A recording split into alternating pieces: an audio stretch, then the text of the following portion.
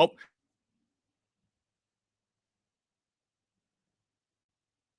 are finally going to be able to talk about a real game coming up against the Green Bay Packers.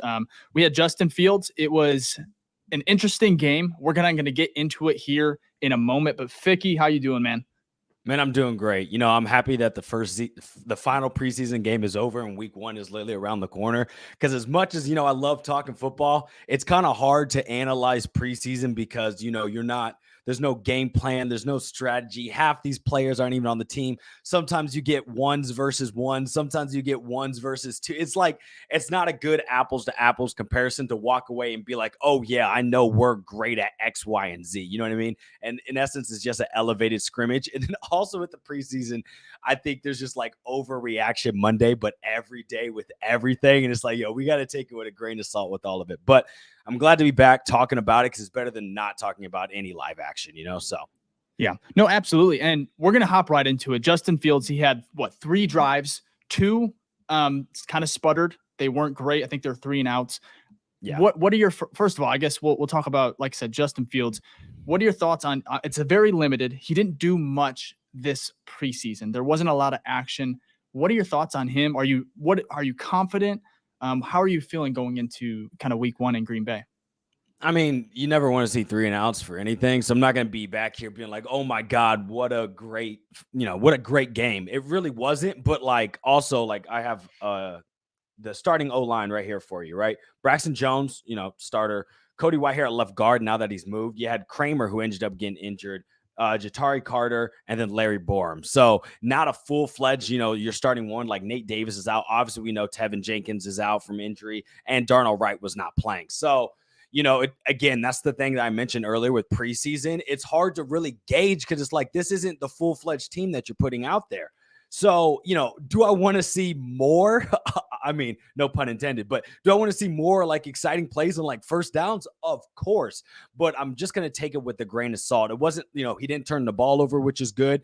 Also, it was great, and we can talk about it later, but, he didn't get sacked. He got hit, and I think that's why he got pulled out. But, no injuries, no turnovers, and he had at least one decent drive. And we saw again the wonderful connection of Justin Fields to DJ Moore. So it wasn't all for none. There's at least a little bit here and there where I'm like, okay, that can withhold me until we get to week 1. Because I guarantee week 1, we're not coming out with 3 and outs to start the drive. You know what I mean? And again, think about this.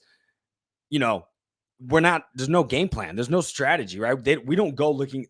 And this is for all the teams, right? They don't go looking and go, oh, what do the Bills run? What do the Bears run? It's just like, hey, we have these set plays that we're going to put out there that we want to see these players, see if they can execute in those plays. And if they don't, it's just tape for this weekend when they, have to make so many cuts.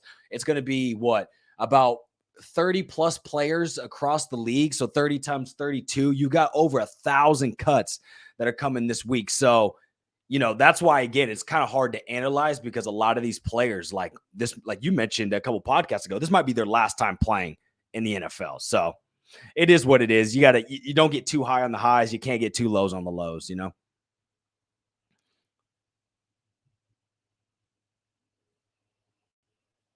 You're muted, Dave. You're muted. I'm going to keep on doing that, keep on muting myself. But the one thing that concerned me the most today about Justin was just those couple deep balls that were just kind of seemed they're supposed to go back shoulder. They ended up, not hitting, the target. It was just not great throws. And again, it's probably rust. But at the same time, it's like, okay, he didn't play last week, at all. And so you go in this, you get three reps or 3 drives. You didn't even finish the third one because he took a huge hit, which I'm glad he's okay. I mean, he's so tough, obviously. But at the end of the day, it's like, would have liked to see him finish that drive. But I think the coaches were like, you know what, I've seen enough. We're not going to let him get hurt here. But you saw some mobility, but just the accuracy on that deep ball, you like to see it. And I think maybe, I hate to bring up Jordan Love. He had one today. It was a back shoulder. It was a beautiful ball. And it's like, that's what I want to see from Fields. And again, it is just preseason. Yeah. Last year he lit it up. It meant nothing. That's my thing, Dave. My thing is this, if we hadn't seen him already do it, then I'd be concerned, right? Because I'd be like, okay, we still have not seen you execute these deep balls, right? But since we've had like a full season of like, yo, we know that's your strength. That was your strength in college, and the NFL's been your strength so far. I'm not too concerned. Now, do I want those to be a better ball? Absolutely, but there's a lot of things that go into it. You know what I mean? I think that one's to DJ. Maybe that's the first time I've seen him actually throw like that type of fade, outside shoulder to DJ, like all preseason. So maybe that's a route that they wanted to test out, or like that's not something that's their go-to in the route tree. So again, there's a lot of variables into it. That's why I'm not looking too much into it. Now, if we get into the season and we start seeing that over and over again, then it's like, okay, what's happened here? Because that used to be one of your strengths. But I'm not too concerned about that. The good thing is that throughout this whole preseason, of course, there hasn't been like tons of snaps. We haven't seen like plays where you're like, what are you doing? You know what I mean? Like, okay, the ball maybe wasn't perfectly located. That's fine. You know what I mean? You're throwing it to your number one receiver, kind of contested. It's fine. But there aren't those plays, which I remember with like Mitch and some of these others, where I'm like, yo, what do you do? Like that play makes no sense. So that's good to see. We can't expect, he's a third year, for him to be perfect. He's not going to be. He's still growing, still learning, and that's fine. But there was more positives from the beginning of this offseason to all the way to preseason that I'm not going to let little negatives, here and there, like muddy up the water in essence, right? Because I think overall the view of Justin Fields, along with like his new weapons, right, has been positive compared. Like the offense has looked more fluid compared to last year, and that's really all we can ask for, because we know we were a 3-14 team last year. So hopefully it improves along the season, right? We get more chemistry and things like that. But for now, I got to wait till like the games actually matter. Yeah, make sure I'm not muted here, but I think you're right. I think you have to take everything, with a grain of salt when it comes to preseason. It's always more fun when your quarterback is lighting it up, per se. Of course. Week 1 preseason, we get those 2 highlight plays. Life was good. He didn't, play last week, so it was kind of nothing to react to. Just got to enjoy the rookies and see some of these roster, just see what was going to develop. And then today, not great. But again, he did have some, plays he had to throw to DJ Moore. Was it perfect? Beautiful. No. But that connection, the fact that he is just the real deal. He's so electric, man. There's 3 or 4 bills around him. He just kind of spins out of it and then takes it another 25 yards. Like that right there alone is going to help this offense, and Justin Fields just look a lot better. So for me, and to go off that, oh, my bad. Go ahead. Oh, go ahead. I was just going to say, give me your confidence level 1 to 10 for Justin Fields heading into week 1. So I think it's important to say what my confidence was last year, so we can see. Because if I just say like, hey, it's a 6, you'd be like, oh, that's bad. But if last year was a 3, you know what I mean? That's not. So I would put him confidence level and Fields at like a 7.5.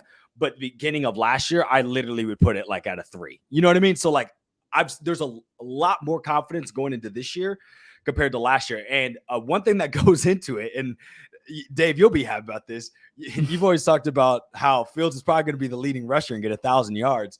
After watching today's game, I'm like, yo, this dude, I didn't forget, but it's like, yeah, this man's going to take off all the time. You know what I mean? When he needs to, because he can. It's so easy for him to get 15, 20 yards. So I think we're going to see a lot more of that, which also helps like in the confidence meter. And then obviously another big thing, which if you look at the connection that we want to see ideally with DJ Moore and Justin Fields, we literally had to look at the opposing team today. Big plays, third downs, whatever. Who is Josh Allen looking for? He's looking for Diggs. And Diggs is there. He throws it to him. Boom. You know what I mean? That's what we're hoping to get. And obviously they've been together for 3 seasons now, maybe 3 or 4. So the chemistry is basically locked in. We're hoping we build that with DJ Moore. So I think that connection through the season, and not just this year, but the following year, is going to help push that confidence meter maybe up to a 9 by the end of the year, hopefully, So there's more, I'm more excited. There's more things to look for in the future, I should say, that would push the confidence meter up than I'm expecting it for it to drop down. You see what I'm saying? He's at a higher starting level. So yeah, no, I think you're right. For me, I don't know exactly what to take away from preseason. And like you said, there's probably just not much you should. And so for me, I'm going to go like 5 or 6, just stay pretty happy medium. I'm excited. I'm ready for week 1. I think you are as well. Let's go ahead and go over a couple things here about one. There was a lot of people who did not play in today's game. So some of the players, which is good. I mean, or some are good, veterans taking some days off, but there's a lot of injuries, that the Bears have been dealing with, especially up front. So we have Bears who did not play, Eddie Jackson, Brisker again. That one worries me a little bit just because he's been out for a couple weeks now. So and there hasn't been too much that has been, nothing. Flus has been pretty out. sealed. His philosophy, even last year we saw, is like he doesn't really talk about the injuries unless it's so severe that he has to. You know what I mean? Like, so we can continue down the list. Yeah, and then Chase Claypool, which he was getting some reps in before the game. He was I thought he was going to play, perhaps, just from the reports. People in the stadium seeing how he looked. Ultimately, did not go, which is fine. Just need him week 1 because you want to have that trio of DJ Moore, Darnell Mooney, and Chase Claypool ready to go for Justin, especially against the Packers. It's a big game. No, don't let anybody tell you different. So Velus Jones Jr. did not dress, which is surprising. Did he play? No, he didn't play today. No, he didn't play. Again, which Tyler Scott kind of benefited from that. We'll get to that later. Treston Ebner, Jalen Jones, Josh Blackwell, Dylan Cole, Darnell Wright, which sucks right there. And then Lucas Patrick, Nate Davis, Tevin Jenkins, DeMarcus Walker. So a lot of Bears did not dress. A lot of starters, the offensive line, which is worrisome. So that's the next topic here. We had a couple injuries already to it. I think there was a couple more tacked on, if I'm not mistaken. We had, let's see here. What was his name? It's skipping me here.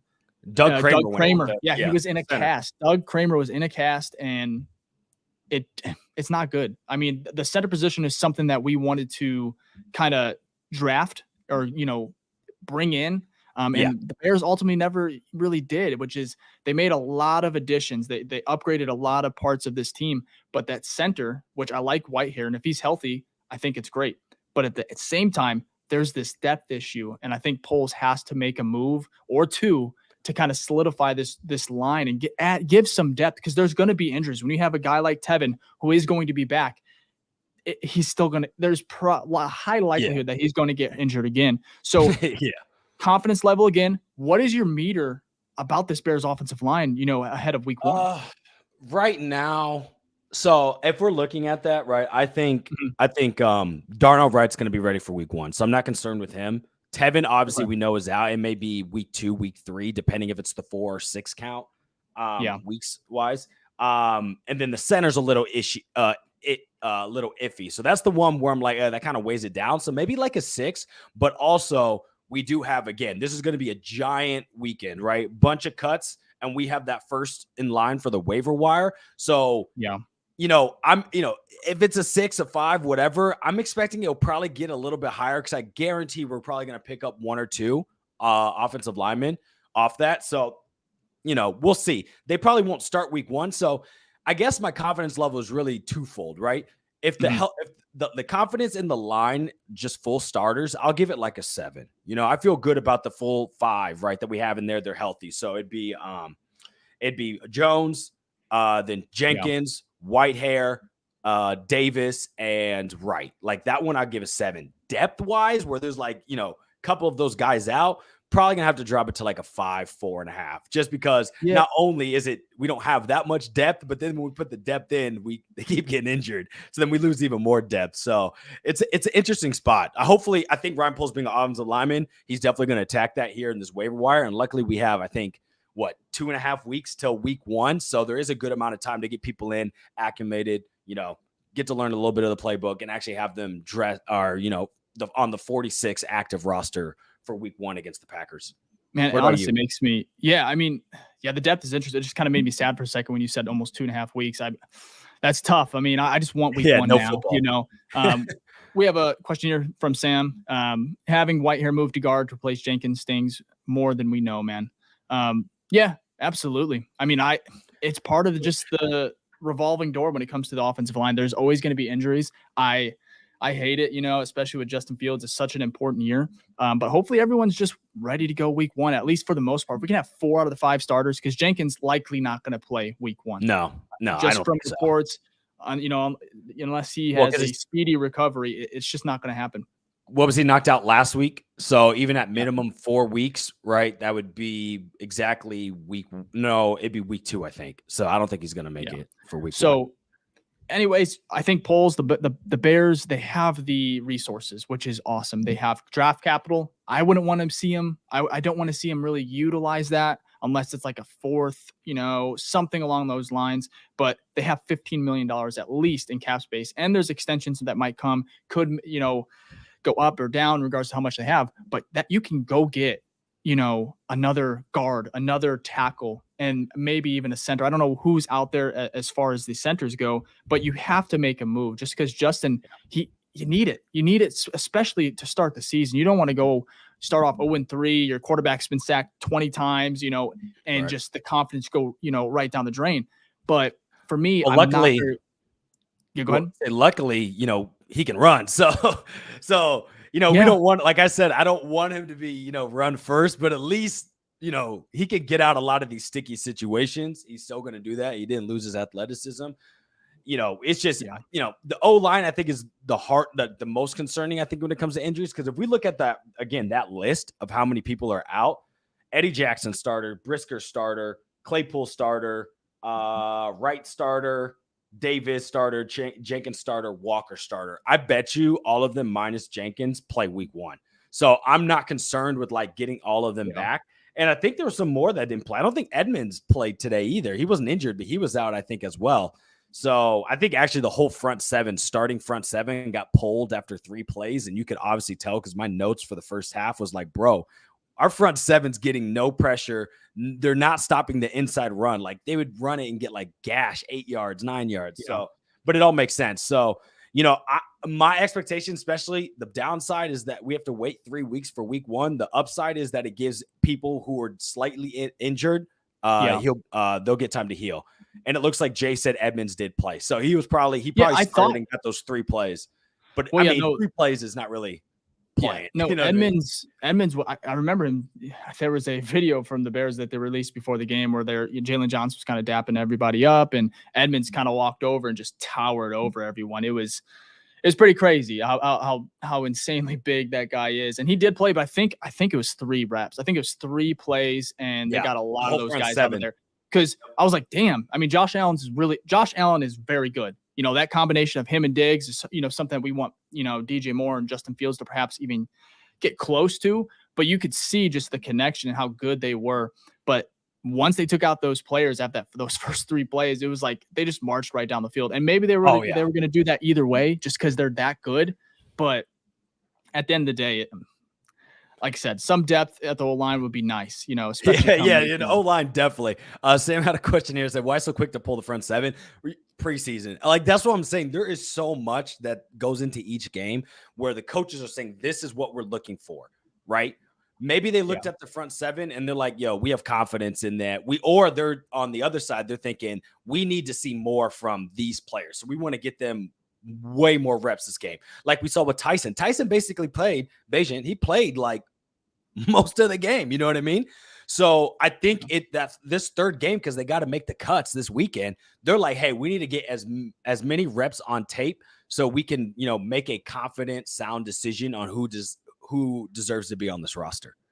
Yeah. Yes, and this is Edmonds, the photo I'm referring to. I mean, this is Edmonds right here, and it's just on the left. And then you have Jalen Johnson right there, which he's leaning a little bit, but the dude is he's huge. And you got Jack Sanborn, who's a pretty big guy too. Biggest neck, the biggest neck in the NFL. He beats Edmonds in the neck category. He's ginormous, but it's pretty crazy. But at the end of the day, it is preseason. A couple more takeaways, which I have some notes. I think you do too. Oh yeah. I want to kind of move over to, one thing that we talked about prior to the game was who is going to be out there returning kicks. Again, I didn't know if Bayless was going to play. He did not. So you had Tyler Scott. I think he returned I think it was the entire game. He did. I think he returned every kick. Yeah, there's no rotating. Every kick return. I don't know if he returned every punt, but he definitely returned every kick. Yeah. He started off returning the punts, which I thought I have some good notes on that too. So first of all, what do you think of Tyler Scott today? Both kickoffs, punt returns. Yeah, so I had him as one of my risers, but only from the return category because we really didn't see much on the offensive side. Obviously, his kick returns, none of them were bad, right? All his decisions were good. And then he had that really nice one, the third quarter, I think that was, where he took it down to like the 45 5, I believe. So that's good to see. It's interesting though, because before the game, there was I can't remember, Nicholas Moriano was talking about he was not looking good as punt returner, like catching punts. So said he was muffing them. He was having a hard time tracking the ball. Yeah, here's the run. Look at this. Beautiful. He cuts outside. I mean, it's tough. That's a good run, though. I'm not going to be mad about that. I know. And for our listener, Apple, Spotify, what we're doing right now is we're playing the Tyler Scott punt or kickoff return that he almost housed, which was very, very close. But you can see the speed. It's real. Oh, he's right fast. Here, like you said. When he gets to that kicker, you just want to take. He had room on the sideline. It would have been nice to be able to see him kind of take that out. Let me see. Could he cut that to the outside? Yeah, I know the camera switches right at the end. Yeah. Well, so right. Yeah, that was a great read there. Great block there by 36. I'll play it just a little bit more. Right here. You kind of see. Oh yeah, go outside. He has some space there. Yeah, go outside for sure. And that's the only thing where I'm just like, oh, and again, I don't believe he has any experience returning kicks, punt returns, or anything like that. And the fact that but when you have the speed and the quickness that he does, I think it makes sense. And when it came to returning punts, one of the biggest things that I enjoyed watching today was there was a punt. It was a good kick from the Bills. And you look at Tyler, he's looking back like he's going to catch it. He's basically trying to fake out the defense, which a lot of people do.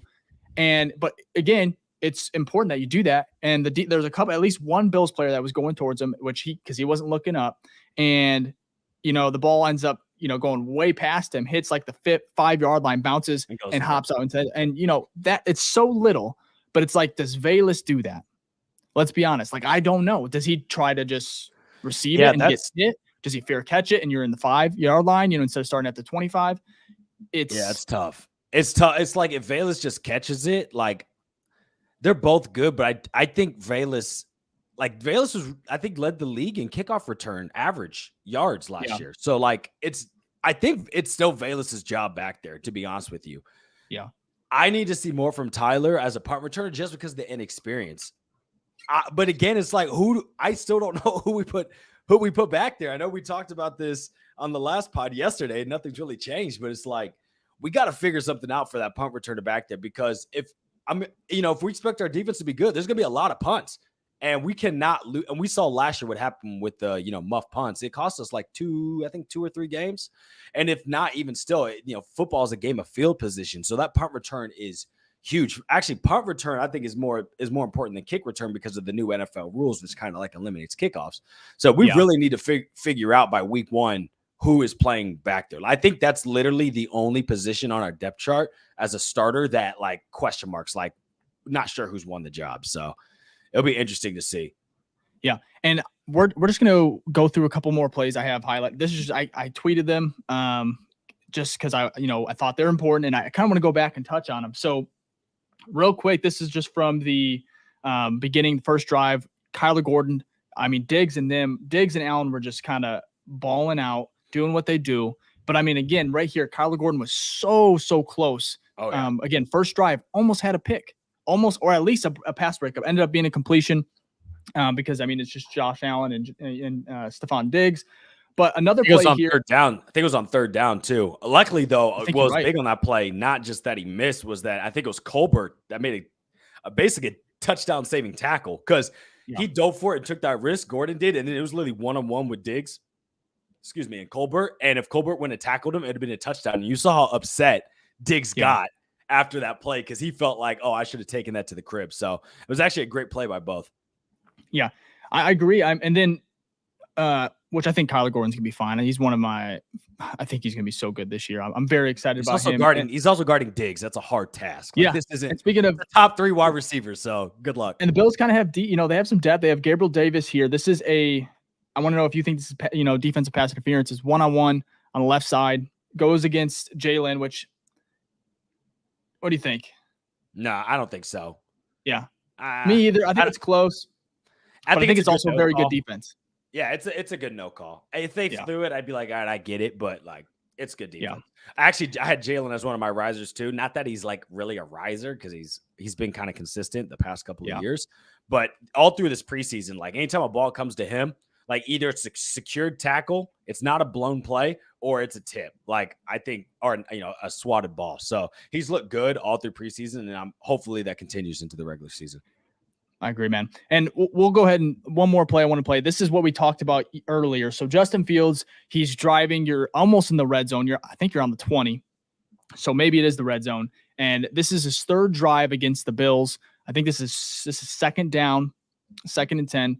And, it's a nice little screenplay to Foreman, which I thought Foreman had a pretty good game. I thought, as far as receiving goes, as far as even running, he needed this. Because he was a potential cut candidate, and that that I think it's Tuesdays when they have to get down to 52 or 53? 53-man roster, and I would still be shocked if he's cut just because they did sign him. You'd never kind of I think you mentioned it on the last pod. You don't want to cut a guy you signed, just over the offseason. It's just not good. But I thought he performed pretty well. But this right here is the hit that I think the Bears coaching staff was like, all right, we're done. Get him the hell out. Yeah. You'll see here. Just takes it, which missed block too. Oh, luckily it was like right in the chest. Like it was right in the padding, which is good. You know what I mean? Wait, so who is that? That right here, right guard. Is that Carter? I can't see the number. If it's Jatari, it might be Jatari. 69. Yep, Jatari Carter. Oh, but he missed on purpose. It's a screen. That's why. Yeah. So he was supposed to let him free. It looks bad at first. Yeah, thank God. Because I'm like, damn. Yeah, he's letting him go on purpose. You still like him to slow him down a little bit, though. A little bit, because I think he misses him. Yeah, he gets a little swim, but luckily he's on the way. Yeah, on the way downfield. So I mean, screenplays. That's you get big hits on screenplays all the time because they literally are like let the guy through, buy enough time for the quarterback, and dump off. I think even the screenplay, the first week where he got a touchdown, I think he kind of got hit. So yeah.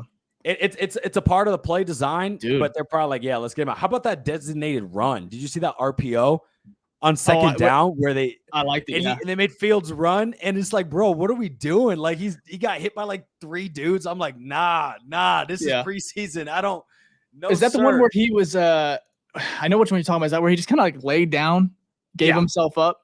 God, that was scary, man. That was scary because it's like. These guys are coming in quick. Like, thankfully, they stopped. You don't want to be the guy that just like takes a cheap shot on Justin Fields. But again, you can see his toughness. We talk about it all the time. The dude is going to be, I think he's going to be fine. I just don't like seeing this. And then, of course, I think there was a beat writer. I'm not going to say his name, but he was like, oh, that's interesting that they take him out. You march all the way down the field, you get to the red zone, and then they bring in Tyson Bagent. And I'm just like, you didn't see the hit that he took the play before? Which, again, this play, which I don't have it here, ended up, I think, going for like a first down, like 10 yards. Yeah, I think it was on third down, actually. It was I think it was 3rd and 10. It was a big third down. Or was it? I like these screenplays, man. Yeah. I like these screenplays a lot. Like, well, I told you that. I told you that last week, last pod, though. You remember, I was like, what's the best way to help out a porous line is a screen. You know what I mean? They don't have to block that long. They get downfield, gives your quarterback enough time to just drop the ball off. It's easy. You don't get sacked. You may get hit here and there, but so I'm not surprised we're doing a lot of screens in preseason, Yeah.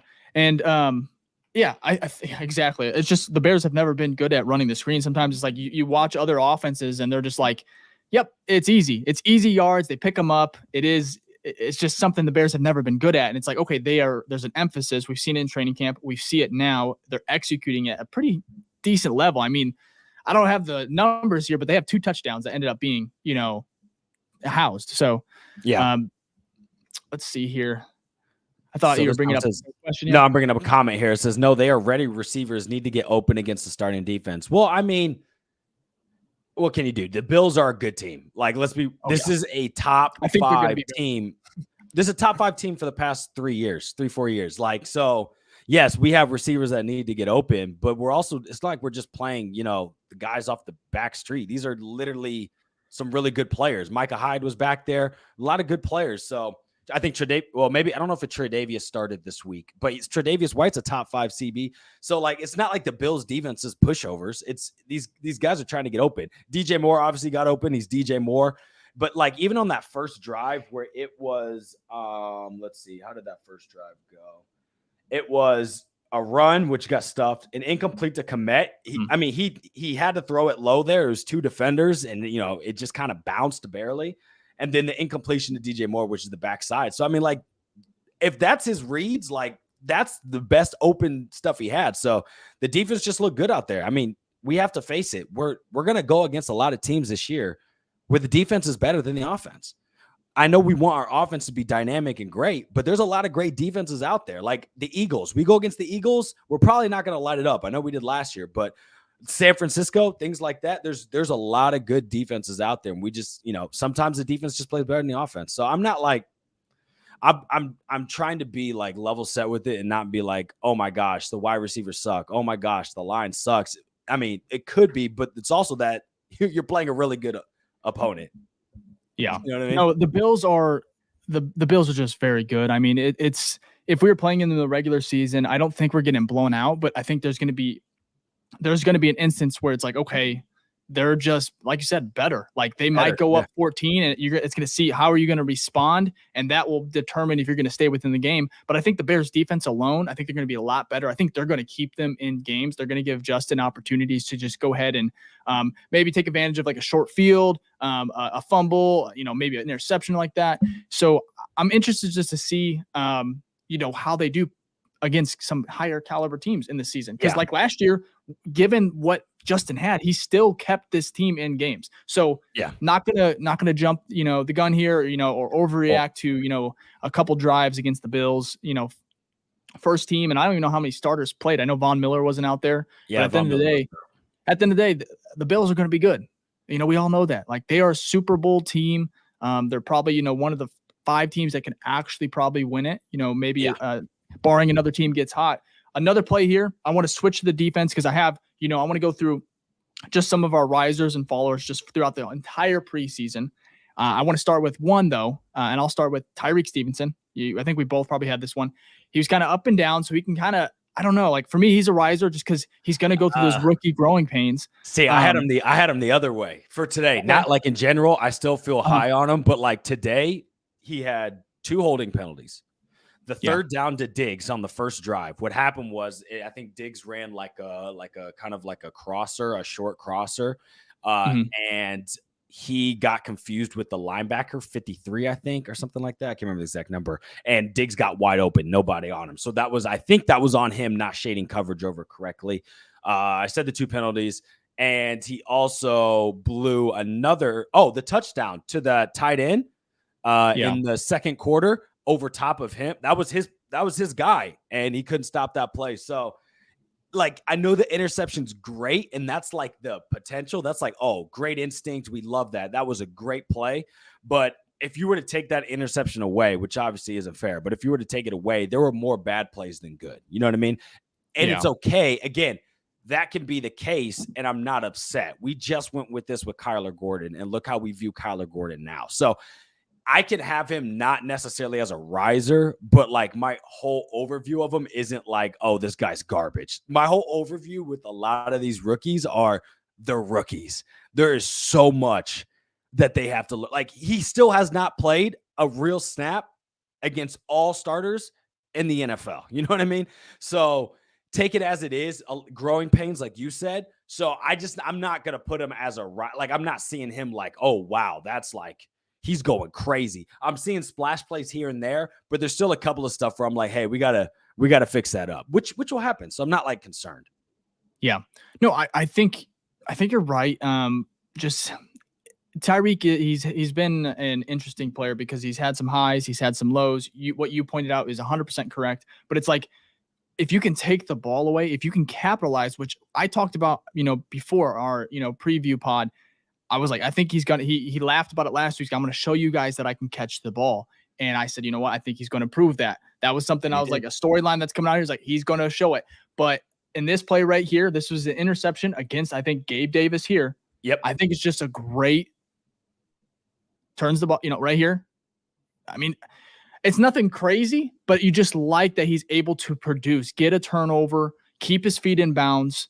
All along the side, I love the reaction too. I love the energy he plays with. I think he is he's definitely has that corner like mentality where, similar to like Jalen Johnson, where he's like, he knows he's very good, or that he can be. He's him. And you need that. You need that. If you're going to be a top corner in this league, you have to do that. You have to have that mindset. So absolutely, because you're going against the wide receivers who all think that. So you have to really have that type of personality. And don't get me wrong. Like, this was a super impressive play. Turning around that quick, having instinct to be like, oh, there's the ball right in front of me, catch it, and get a drag and a toe tap at the end to keep your feet in bounds. Like, this is the stuff they probably saw on tape and were like, okay, those are the splash plays. We need to get more of those. So let's get consistent. Like, they probably saw him and were like, yeah, we need to draft a player like this because we can coach for more of those to happen. So, like, I'm more excited to see, we're talking about at least I'm talking about the negatives that happened today with him and even last game. I'm excited to see how he looks week 10 this year. You know what I mean? Where we're starting to see less of those and he's coming to his own, kind of like how Kyler Gordon was last year. So again, it's more of like, I'm not overhyped on him. I think I'm just more like, I think he'll get there. Let's just give him some time. That's how I feel. Yeah. No, I think that's all fair. I'm like I said, I think the rookies are going to make some plays. There's going to be some growing pains, of course. But at the end of the day, that's what we're here for. I think I just want a fun season. I'm glad that like I said, I'm just happy that the preseason is over. We don't have to worry about hopefully injuries. The overreactions just around the league. Again, it was fun. Against the Titans, it was great. Would have loved another, type of another performance, especially because he got a lot more, plays in against the Bills defense, which was a real test. But now it's week 1. Now you got to worry about the Packers, which we'll have a pregame pod for that here in about a week or two, probably 2 weeks, just when it gets closer to the season. We have a great guest for that episode. But before we move on to kind of our, go through a couple more risers, fallers just throughout the preseason. If you are enjoying the content, go ahead and just like the video. It really does help the channel grow, gets the video out there more. If you really want to help, go ahead and subscribe too. We would love for you to stay. It's going to be a fun season. I think Justin is going to have a great year. I think the Bears offense is going to explode. But again, risers and fallers, we kind of talked about a couple here. Ficky, who give me one riser and give me another faller just from the entire preseason. I think no one's going to care about this riser, but I mean, he's when he's been out there, I've been impressed. And that is our punter, Trenton Gill. He's been booming punts, man. Hasn't had all his punts have been great. You know what I mean? Like, they have been fantastic. So, I know you don't want your punter out there. That's normally a bad sign because your offense did not do what it needs to. But it's nice to know that, hey, when we punt it, I'm not worried about the flip of field position will help our defense to get our offense back out there. Because it is football is a game of inches, and field position is that important. Coaches preach it up all the time. So it is good to see that our punter can at least, execute on that end. What about you? Yeah. So that was your riser, right? So my other riser, which I'm a little disappointed to even bring him up because I thought Noah Sewell was having a very good game. I thought he had a pretty good, he's had a good camp. He's had a good preseason for the most part. And today I thought he was very, very good. So I had him as my riser. However, with the injury, I hope he's okay. I think he was on the cart. I'm not 100% sure. I thought he was. Yeah, I think so. So I'm hoping he's okay. I hope it's nothing serious. But I like Noah Sewell, but I'm going to go ahead and go with Trevis, which we're going to get to in a minute. I'm going to see Trevis Gipson. Because, all he could do was rise. I mean, this man was buried at the end of the depth chart a couple weeks ago. Yeah. The Bears kind of were like, hey, we don't value you, what you could bring to this team or something. Because I don't know why you put him there because he's not the worst pass rusher on this team. But they buried him. Surprising. The man responded. I cannot wait to look at his tape just from today. He had a strip sack, which was his second in the preseason. He already had 14 or I think 15 pressures heading into this game. I guarantee you probably add another 4 or 5. And he's a riser. I don't think you should trade him. If you haven't heard, there was a report, which I don't even know if it's confirmed, but it was from a pretty good source. It was from Jeremy Fowler from ESPN. That's a pretty good source. But at the same time, go ahead. If you don't mind me reading, for people that don't know, I'm going to read it. So from Jeremy Fowler, he said, defensive end Trevis Gipson has received permission from the Bears to seek a trade per sources. Mm-hmm. Gibson had 7 sacks in 2021 and could be looking to get back to a 3-4 scheme. So obviously his best years were in a 3-4, right? That was when he had Yeah. 7. So, I mean, it sounds like there's some truth to that. So I had him as a faller, not because of his play, but because the report comes out mid-game. And for those out there being like, why would he request a trade mid-game? The man did not request a trade mid-game. The man requested a trade probably days ago, hours ago, like way before the game, and it's just gotten out, right? Because obviously this is all calculated when it comes to agents and how they release and the sources and things like that. So I normally when something like this comes out, they get traded. So I might hold off on watching tape on Trevis Gipson. It'll be interesting to see. But yeah, if it wasn't for this trade request, he's making the team easily. He's easily the second defensive end, and along with him and Terrell Smith, who also had a great preseason. So you can go ahead and show the strip sack though. Yeah, and I'm going to go and play here, but it's you can't send a guy who is performing the way he has again today against the Bills offensive line. That's not, I mean, I don't know who's in there right now. Probably not all the starters. Yeah. But at the same time, the dude is making plays every single game. He's responding to being put, in the back of the depth chart. And I mean, this play right here, I mean, it just shows we've seen it. I think his rookie year or in 2021 where he had 7 sacks. This is what we saw. This was the Trevis Gipson that we need, and this is the one that we have. There's no way you want to trade him. And again, I don't even know how much you can get back for Trevis Gipson. He didn't have a great year last year, right? So his value, so it's not. If it was like he had 7 last year, then I'd be like, okay, a little bit more value. But it's like he's trying to get out of the scheme, kind of like with Roquan. Sam had a funny statement here. He said, "Got to find out why he wants to be traded," and that just reminds me of the why with Matt Nagy. But I really think it is scheme, and obviously, like, you can't tell me as a second year you come in, right, or third year, I would say, and you're last on the depth chart. That man was probably pissed. Like, I would be too. There's no way he felt good about that. And also, let's think about it. If he was that low, there's also something where I'm like, is he loafing? Is he not going hard in practice? Because your skill set doesn't put you that low on the depth chart, right? So there's a lot that goes into it, and maybe there's some mental gymnastics that are happening and whatnot. But it doesn't look good for at least a Bears fan if you'd like him on your team. Yeah, and then another thing here is, I mean, this is from Nicholas Moriano, CHGO, and this is him, I think, after the strip sack, handing the ball to a fan with his jersey. And I'm like, from his reactions after the sack, the way he was playing, the energy with his teammates, and then you have this right here going to a Bears fan. Now he is wearing his jersey, but at the same time, it just doesn't seem like a guy who is unhappy or is like, hey, get me out of here. Because Roquan, similar, kind of, requested a trade in a very weird manner. I think it was like an iPhone notes, if I remember. Yeah, and it's like, but it's just shocking at a player of, his caliber. And it's not like this team has so much depth at the edge rusher position, so why? That's a good question. And I think we're going to probably find out more. Hopefully we have to. And for me, it's like, you don't trade him, not right now, because you need someone who is of his caliber, which he's not a star, but he's serviceable. And you need that, because it's not like you can give that away. And if you get a 7th round pick, how's that going to help you this year? Yeah, so you can't do it. You can't do a 7. You would have to pair it for Chris Jones. Where'd we draft him? What was his draft? I can't remember. You know how high he was?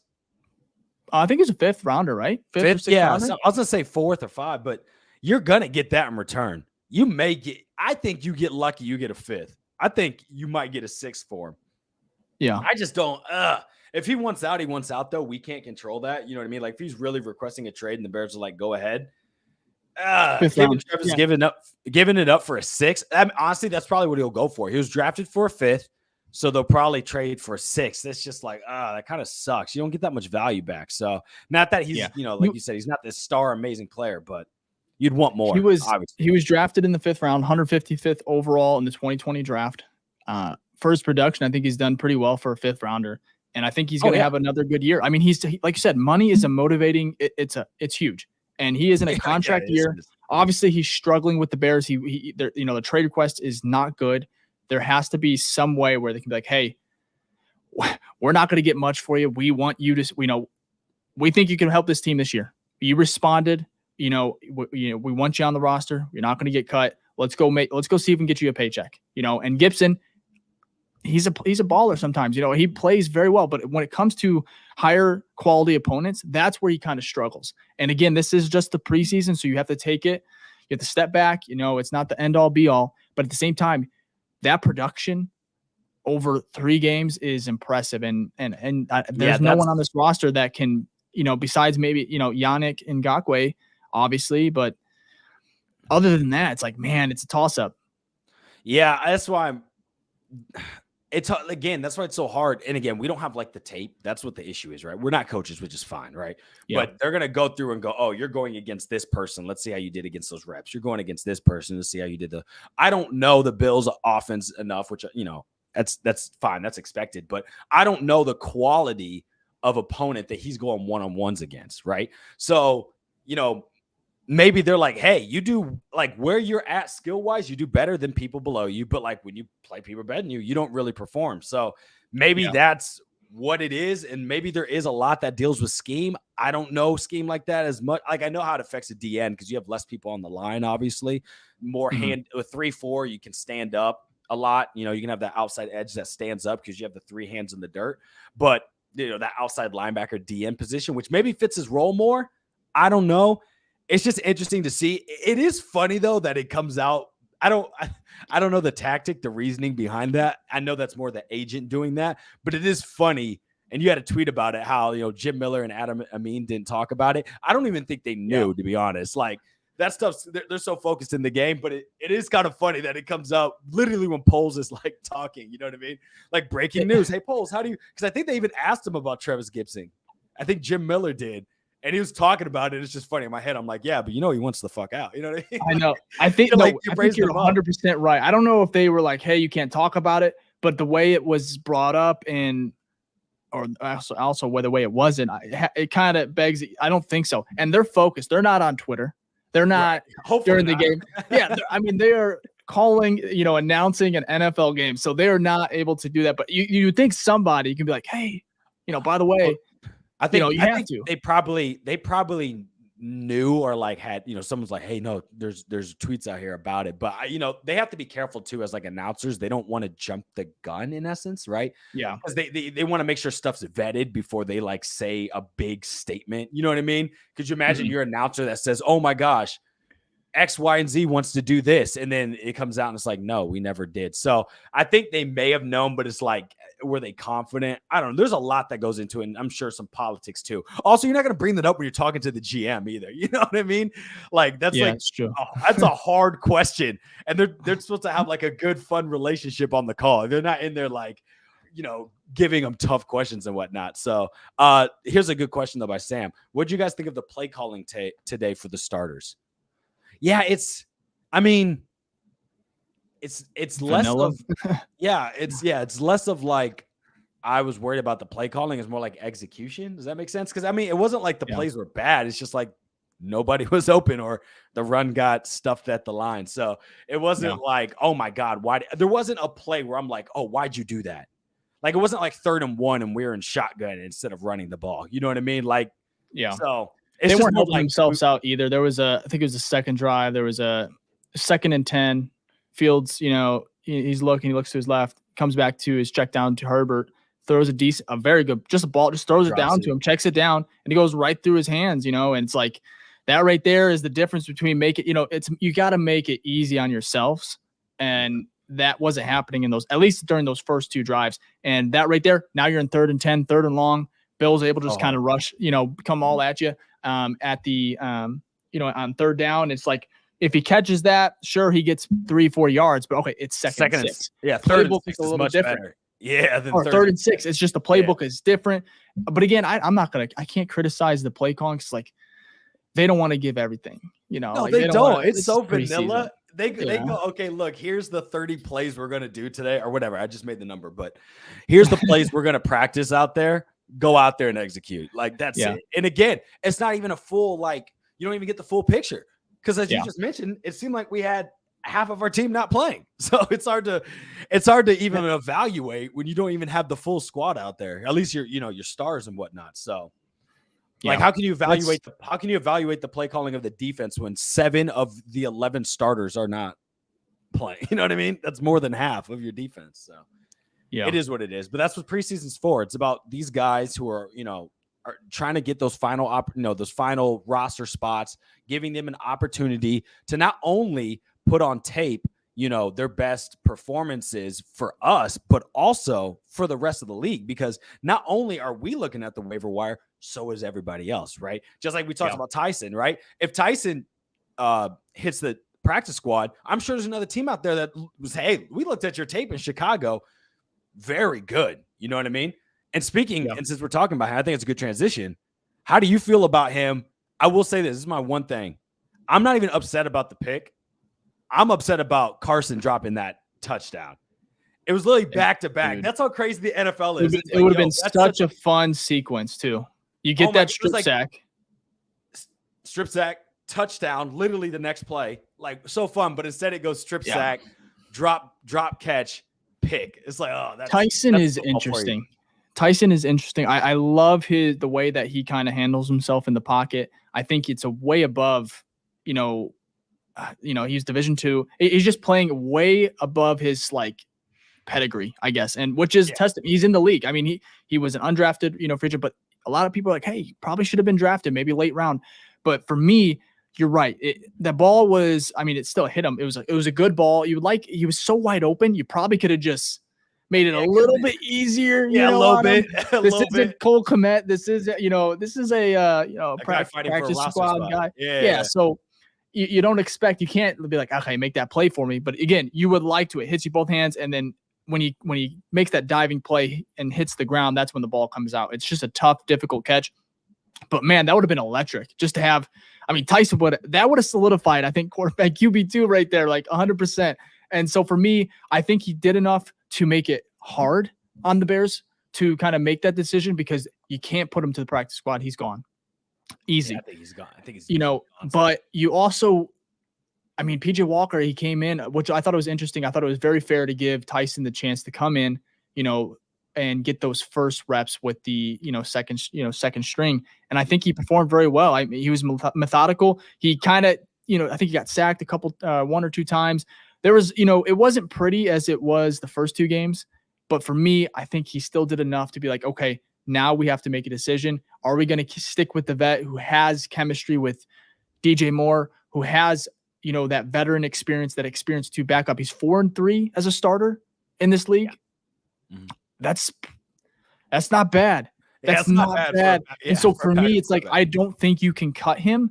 However, if you keep three quarterbacks, on that 53 roster or 53 man roster, I don't think that's a bad thing. I think that would be, I wouldn't be upset with it, especially with injuries and how this league is. And then that quarterback rule, it makes it even easier, this year to keep three quarterbacks. So for me, I don't think he's QB2. I really do. I know it's maybe an unpopular decision. I think you stick with PJ Walker just over the experience. And I think he, to say he deserves it, probably not. I think he made the squad. I think he for sure. And Tyson, yeah. He's pretty evasive too. I know he didn't get away from all the sacks, but that guy was moving. I was like, okay. And again, this is an undrafted free, basically undrafted free agent rookie, right? So there's growing pains and things like that. But I talked about it yesterday. I would love for him not only just to be on the team, but this could be someone we could develop that could eventually become your CB2 for a good amount of time. You know what I mean? I think that's more important. So then you go into the offseason, you don't have to worry about it, right? Poles talks about, he wants to build through the draft. Well, building through the UDFA is the same thing. Get that homegrown talent in there, work with them and develop them. Same thing with Cowboys are, taking a bet on with Lance. It doesn't cost you much. And it's also going to be cheaper, if they do become good enough to be your CB2 or CB2, sorry, your QB2. So, he was fun to watch. Will we see him again this year? Hopefully not. Because that means more horrible shit happens. So, but I will say, I think he's done enough, like you said, to make it hard. But I think he's made it easy enough for him to make the team, if that makes sense. It's a hard decision for them, but for me, I feel like it's easy enough. It's an easy decision because he's shown so many good things, so much good potential from the reps that he's had in the preseason. So again, I'm not a GM or a coach. I don't watch tape, so I have no idea. But at least from a results standpoint of oh, that ball looks nice. Oh, wow, those are some first downs. Oh, your running ability is actually pretty decent. I think he did a good enough job. So we'll have to wait and see. When's cuts are Tuesday, I think, right? Yep, Tuesday. Yeah, so I'll tell you what, if he gets cut or if he gets put to the practice squad, there's going to be a lot of people that are going to be upset or rioting or something like that because I'm a big fan. I think he's good. It's just like there is a veteran experience that I think it's a little bit safer when it comes to backing up Justin Fields, and I think PJ Walker, I think he did enough today. It wasn't perfect, but again, he has a good arm, it was a bad preseason and apparently not a great training camp either. So he hasn't helped himself, but just based on experience, you probably want to lean that way. But again, I think they both should make the roster. I think they both will. Yeah, however, it's gonna be interesting. Every year though, the Bears fans, we have like one player that we fall in love with, like who's on like the roster bubble. And every year, at least in the past couple years, they end up getting cut. So it's hopefully this stops the streak. Because I think everyone is like obviously really excited about Tyson. So hopefully he makes the squad. Good luck to him. So we'll finish up here. One last faller for me, which I kind of want to talk about. It was it's not even a faller, but Brad Biggs, he reported about an hour ago that Tevin Jenkins was seen in a walking boot, right foot, right ankle, leaving the Bears locker room. It's the first time he's been spotted since post-practice in Indianapolis. For me, I hate to put him in the faller just because of injuries. It's not something he can help. But for me, it's like his stock was just going because it's like, okay, he's staying healthy. He's looking good. Training camp he was looking good. Even in his first preseason game against the Titans, I thought he was right. He played, right? Yeah, I'm almost positive. Yeah. And it wasn't a lot, but it was like, okay, we have something. If he can stay healthy, he's going to be a great guard. And then all of a sudden, news breaks, which is like a couple games before the Colts, that he's injured, that he's out 6 weeks and now he's in a walking boot. And for me, it's just like, what is his future with this team? Availability is the best ability, and it is. It's frustrating, and but when he does, he does the offensive line. Yeah, but when he does, he plays so well. Yep. So that's why it's tough. Like, I mean, it's not like this dude's, I'm not saying like, oh, this is all pro Tevin Jenkins, but last year he played when they moved him to guard. He played like really good. According to PFF, again, you can take it how you want it, but like it gives, I think, a good high level. The man was a top 5 guard, right? So let's put it this way. The bad part is the man's injured again. The good part is the man's injured the beginning of the season. He's only like he might miss 1 week. Yeah. Of course, it's the Packers, 1 or 2 weeks, right? Hopefully that's it. If he ends up playing the rest of the season and looks great, no one cares. No one cares. If you get me out of 18 weeks, so 17 games, you play as an offensive lineman, you can give me 15. Honestly, if you can give me like 13 to 14, but you play well, that's good enough because you guys you're basically punching back. So I can't expect you to make it through the whole season. Like it's so hard. So yeah, that sucks. Hopefully he's back sooner or later. If it's 4 weeks, like I'm feeling good. I have to ramp him up and whatnot. But yeah. So yeah, no, I mean, it is what it is with Tevin Jenkins. It isn't great. Again, it's not it's not the end of the season. He's not out, but it's like missing time and getting these guys, more reps together. Just the starting 5 is just, I thought it's important, especially for just the offense in general, but Justin Fields. Again, fallers, Ficky, who's your last one, man? Yeah, so my last, I kind of had 3 and they were grouped together, but really it was the first team offense, right? They just didn't. Yeah. You can't come out and give me 3 and outs. It's just not good. Yeah, we don't have to go into depth in it. It's just like you got to execute. Two 3 and outs. We can't take. No. Right? They had 2 3 and outs. Then they marched down the field.